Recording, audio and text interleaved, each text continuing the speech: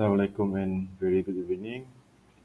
The title of the project is Design and Implementation of a Secure and Efficient Office Network Infrastructure for Jargon's Labor Hub. So we are group number 18. First, for the introduction, the objective is to design a practical and cost-effective network solution for Jargon's Labor Hub with two offices in the same building on different floors. So next, for the aim, that they provide a comprehensive network solution ensuring optimum performance of server and network.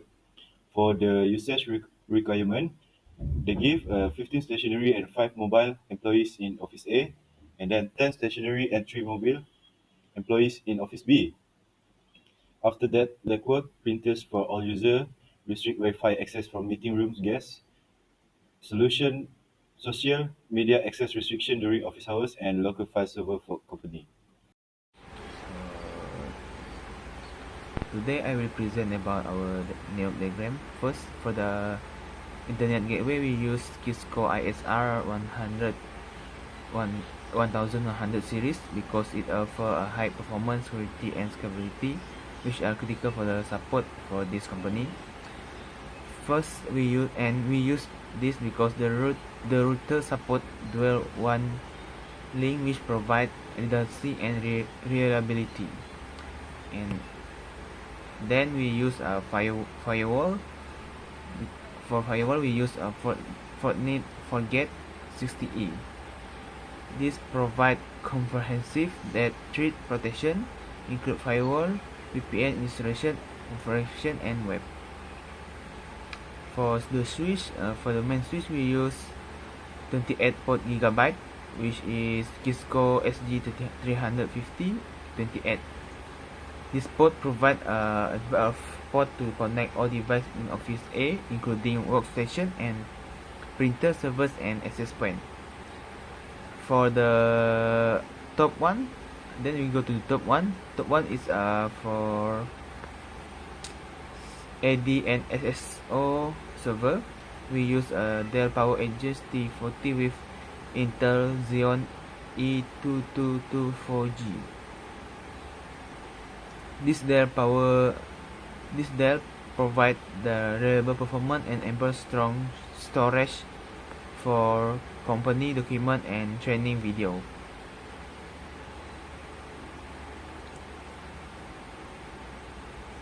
Then we go to printer. We use printer HP LaserJet Pro MFP M428 FDW. These printers are network enabled, allowing all employers to print document seamlessly. Next, for the access point, we use Ubiquiti and Unified Controller because this Unified Controller allows for easy management of guest Wi-Fi access to in meeting room and ensuring security and convenience. Next, in the middle one is for switch B, which known as a secondary switch, and we use 20 port gigabyte, which is Cisco SG350-20. This switch is sufficient for the smaller number of devices in Office B because it only has 10 employees for workstation, and this can manage a future provide the same benefit as the main switch like before, like I explained just now. And let's go to the access point, like in the main switch A. We use also Ubiquiti and Unified Controller. And then for the printer, we use same as Office at the printer at the Office B, as is printer same as Office A, which is HP LaserJet Pro MFP M48 FW. Next, for the last one is our server, file server, and use a Dell T40. This can ensure ensure fast access and data processing capabilities for our company. That's all. And then for our cabling, from as, from for main switch to secondary switch, we use fiber optic cable because because this choice is particularly for connecting different floor in a building, offering feature providing for high data rate. And for the other cabling, we use single model single we use UTPE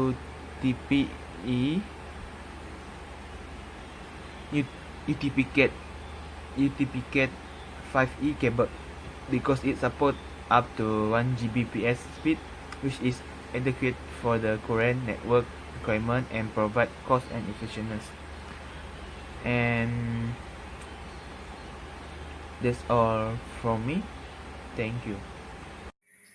Now I will talk about the inter-office connection. Inter-office connection is important, which it impact the performance, security, and also the efficiency of the operation of the office. Since the office is operating in a building only, which is in a limited small area, so it is suitable using wire to connect both offices, which is Ethernet with UTP CAT5E.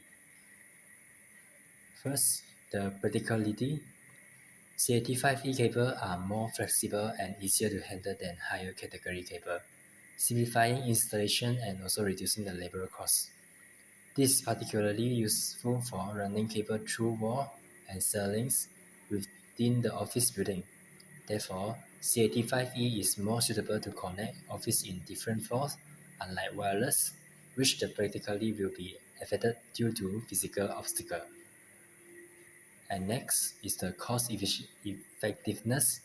CAT5E cables are less expensive compared to CAT6 and also CAT7 cable, while still offering sufficient performance for most office applications.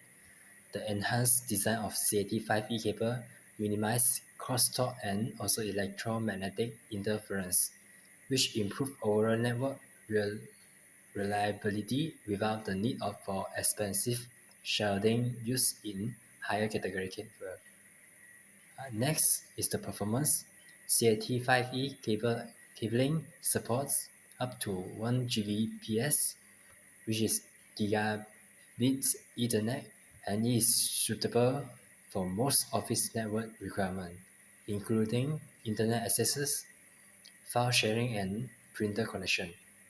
It can handle the current data rates of the Internet gateway, which is 300 Mbps download link and also the 100 Mbps uplink. CAT5E cabling is compatible with a wide range of existing network devices, facilitating easier integration without requiring significant upgrade for replacement. And next is scalability. While newer cables like CAT6 and CAT6A offer high speed, but CAT5E still provide ample room for future upgrade within small to medium-sized office environments. Its future needs demands higher performance. Upgrading to CAT6 can be done without completely overhauling the existing network infrastructure. And the last is the security. Wireless connection like CAT5E inherently offer more security compared to wireless connection because physical access to the cabling is required to intercept data, reducing the risk of external breaches. Next is the location and network performance of the server. The location of a server plays an important role in the performance, compliance, and overall efficiency of online services. Efficiency server placements can significantly enhance employees' experience by reducing latency and speeding up data transmission, ensuring that content reaches users swiftly and smoothly. First is the file server location. The local file server will be located at the office A, which is the first floor, and placed beside the printer near manager rooms. The server is placed in a server room for security. And the reason is proximity to large workforce. Since Office A has 15 stationary employees and 5 mobile employees, which is more than Office B, thus, thus placing the file server in Office A can ensure faster access for majority of the employees.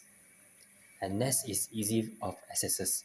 By comparing the employees of two floors, placing the file server in the office with the majority of employees can reduce the time requirement for data transfer and access. Employees in Office A can access file more quickly without traversing between the floor. And then the last is simplicity in management and reduce the network traffic.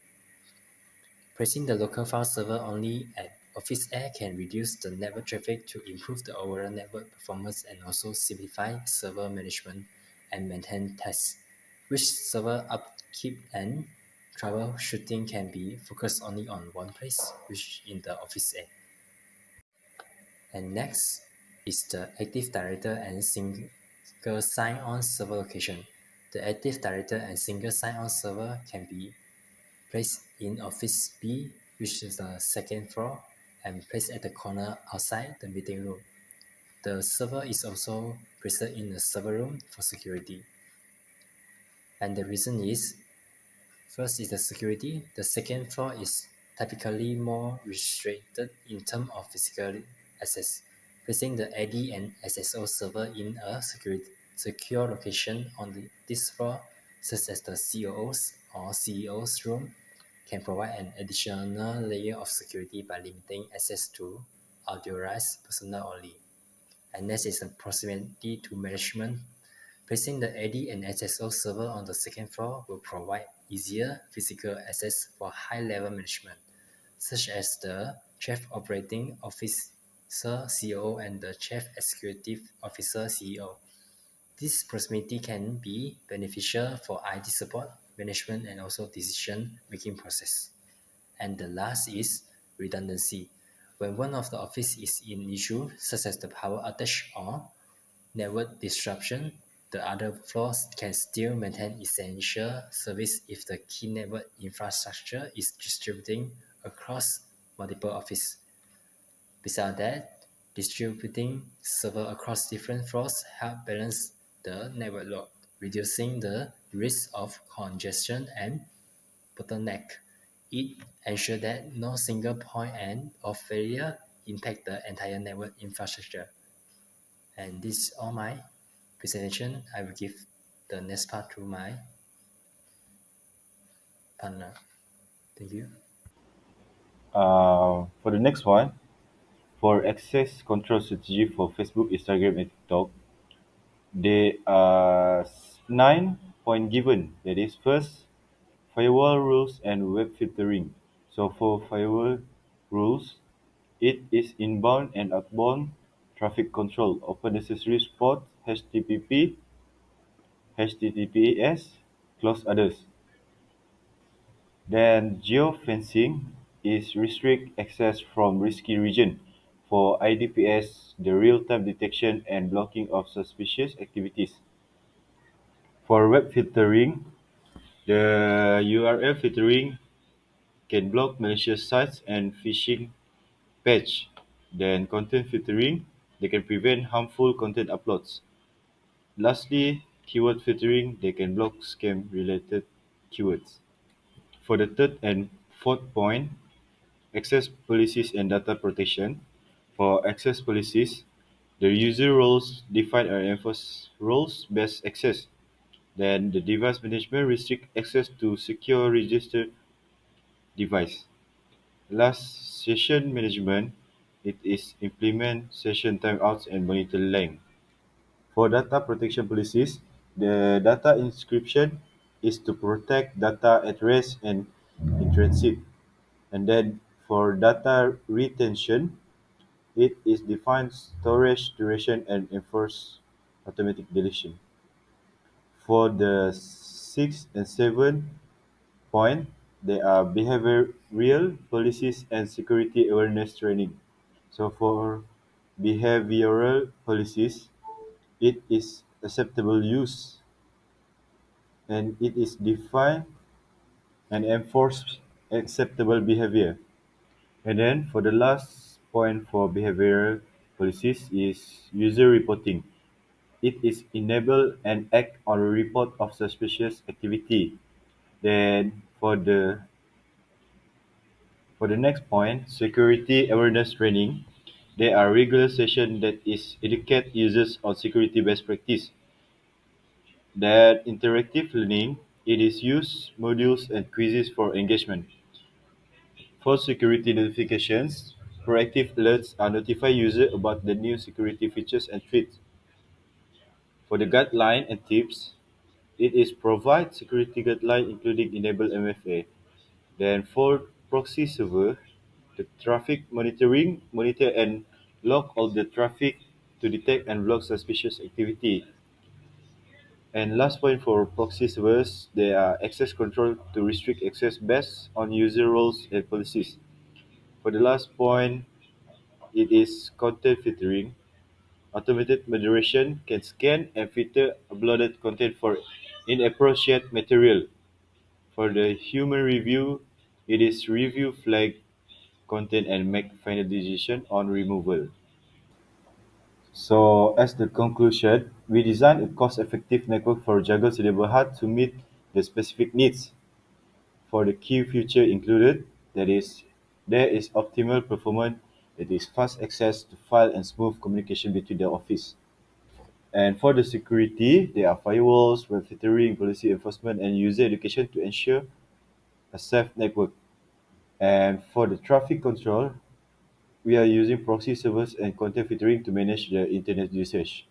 So the network is well communicated and scalable for future growth, providing improved efficiency and security. Thanks you.